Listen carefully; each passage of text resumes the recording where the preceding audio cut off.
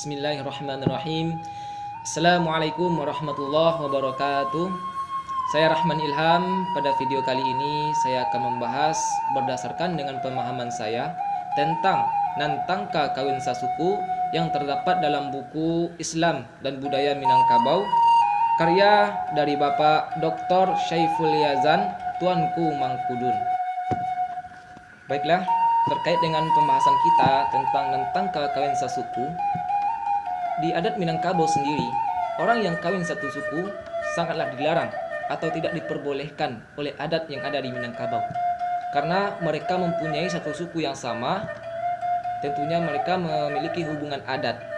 Jadi di sini, di dalam adat Minangkabau hal itu sangat dilarang.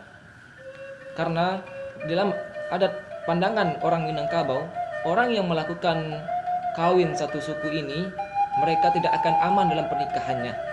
Dalam artian, mereka tidak akan diberikan ketenangan seperti sakinah, mawaddah warahmah. Tidak akan dapat hal tersebut karena mereka telah melanggar adat, dan tentunya kalau mereka melanggar adat, banyak orang-orang di Minangkabau yang tidak suka dengan mereka.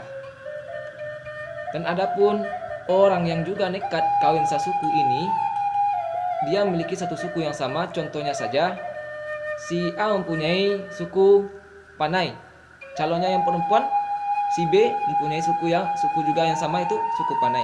Maka hal ini dilarang untuk menikah. Tapi mereka bersikeras juga untuk menikah, maka mereka harus siap menanggung hukuman atau sanksi yang diberikan oleh adat yang terdapat dalam satu negari yang ada di Minangkabau. Contohnya saja, di kampung saya di Kabupaten Pesisir Selatan, Kecamatan Batangkapas, Desa Kalumpang, Koto Nantigo, Ampek, Koto Hilir. Di sana ada orang yang menikah satu suku. Mereka mempunyai satu suku yang sama. Mereka menikah, maka mereka dijauhi oleh masyarakat yang ada di tempat saya tinggal tersebut. Sudah dijauhi, dicap pula sebagai orang yang tidak beradat, orang yang tidak tahu adat, orang yang tidak mempunyai rasa malu. Sudah jelas-jelas mempunyai satu suku yang sama, tetapi mereka tetap menikah, maka mereka dijauhkan dan dicap oleh orang-orang yang ada di sana sebagai orang yang tidak beradat. Lalu di Minangkabau sendiri ada 5 kondisi adat yang sasuku di Minangkabau. Yang pertama, orang yang mempunyai satu suku yang sama. Mereka mempunyai satu suku yang sama, satu nenek. Dalam artian mereka mempunyai pertalian adat atau pertalian darah antara ibu nenek sampai seterusnya ke atas. Maka kondisi seperti ini disebut dengan sasuku saparui. Yang kedua yaitu mereka sama-sama mempunyai satu suku yang sama, akan tetapi beda nenek, tetapi satu datuk atau satu penghulu atau satu pandan pakuburan, maka disebut dengan sasuku sakaum. Yang ketiga, mereka mempunyai satu suku yang sama, akan tetapi nenek berbeda, datuk atau penghulu berbeda, maka disebut dengan sasuku satu kampung. Lalu yang keempat, mereka juga mempunyai satu suku yang sama, nenek yang berbeda, datuk yang berbeda, kampung juga berbeda, akan tetapi mereka satu nagari, mereka satu suku satu nagari, maka dikenal atau disebut dengan sasuku satu nagari. Contohnya saja, saya tinggal di Pesisir Selatan, tepatnya di Batangkapas.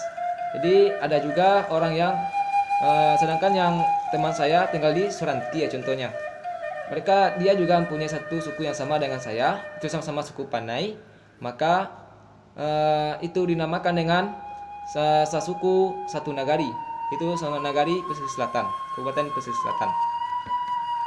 Lalu kondisi yang kelima yaitu hanya suku saja yang sama, nenek berbeda, datuk berbeda, kampung berbeda, nagari berbeda.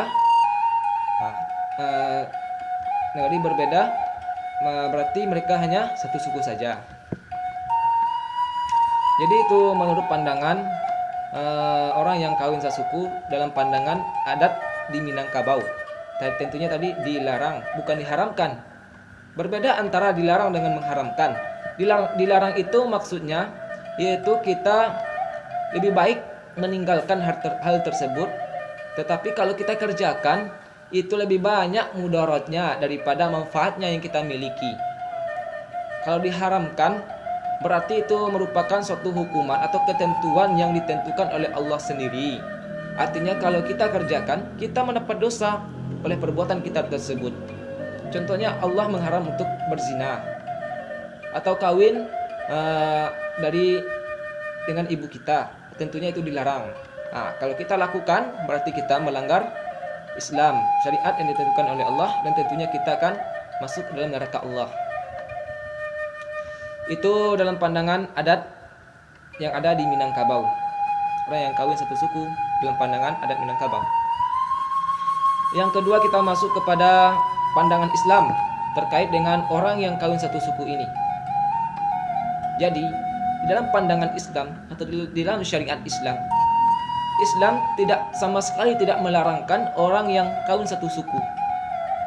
Dalam artian kata, Islam membolehkan kalau ada orang yang sukunya sama, lalu dia melakukan akad pernikahan, maka itu sah, tidak dilarang dan mereka tidak berdosa.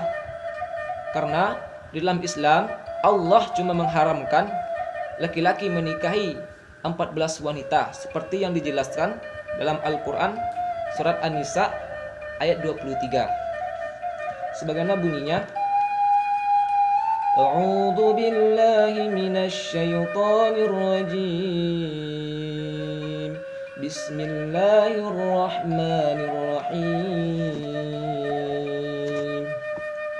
Hurrimat 'alaikum ummahatukum wa banatukum wa akhawatukum wa 'ammatukum wa khalatukum wa banatul akhi wa banatul ukhti wa ummahatukum allati arda'nakum wa akhawatukum minar radha'ah wa ummahatu nisaikum wa rabaibukum allati fi hujurikum min nisaikum allati dakhaltum bihinna fa in lam takunu dakhaltum bihinna fala junaha alaikum wa halailu abnaikum alladzina min aslabikum wa an tajma'u bainal ukhtain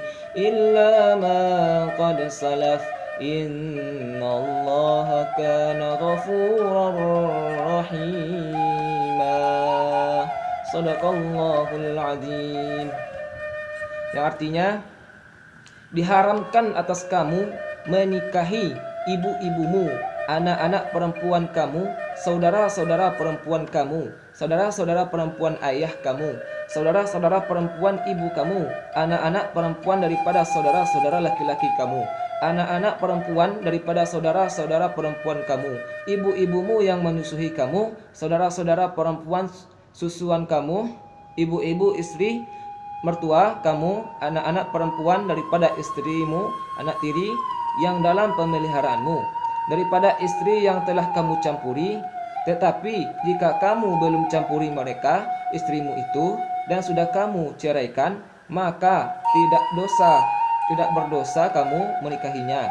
Dan diharamkan bagimu istri-istri anak kandungmu menantu, dan diharamkan mengumpulkan dalam pernikahan dua beradik perempuan kecuali yang telah terjadi pada masa lampau. Sesungguhnya Allah Maha Pengampun lagi Maha Penyayang. Benar Allah dan segala firman-Nya. Jadi berdasarkan firman Allah yang terdapat dalam Al-Quran surah An-Nisa ayat 23 itu, di situ sudah Allah jelaskan bahwa kita diharamkan untuk menikahi wanita yang 14 tadi, seperti yang telah dijelaskan oleh firman Allah tersebut. Untuk itu di Islam tidak ada di sana dicantumkan kalau kita diharamkan untuk menikahi orang yang sukunya sama dengan kita, tidak ada. Maka dalam Islam sendiri hal itu diperbolehkan untuk menikah. Akan tetapi sebaiknya kita apabila kita ingin menjalani hubungan yang serius, sebaiknya kita hati-hati dalam memilih pasangan kita. Maka yang perlu kita tanyakan sebelum menjalani hubungan adalah, yang pertama, apa agamanya. Yang kedua, kalau kita di Minangkabau, apa sukunya. Kalau sukunya sama, berarti kita lebih baik mencari pasangan yang lain saja. Karena kan orang wanita kan banyak, tidak satu itu saja. Nah, untuk menghindari itu, tentuan adat Minangkabau yang kita paksakan juga, kita harus berusaha mencari yang lain. Kalau kita mempunyai adat, tentunya itu harus kita pakai.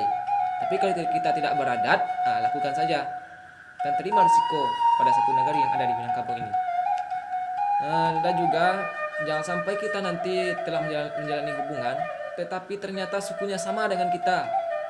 Tentunya ini akan menjadi bumerang, akan menjadi masalah.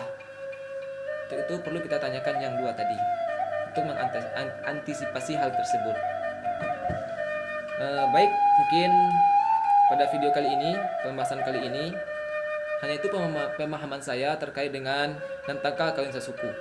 Jadi kalau ada kesalahan kata, mungkin kata-kata saya kurang tepat, kurang jelas, mohon dimaafkan. Karena saya juga belajar tentunya, belajar sampai mati pun akan belajar. Jadi mohon maaf kalau ada kekurangan. Saya mohon maaf yang sebesar-besarnya. Saya tutup. Wabillahi taufiq wal hidayah. Assalamualaikum warahmatullahi wabarakatuh.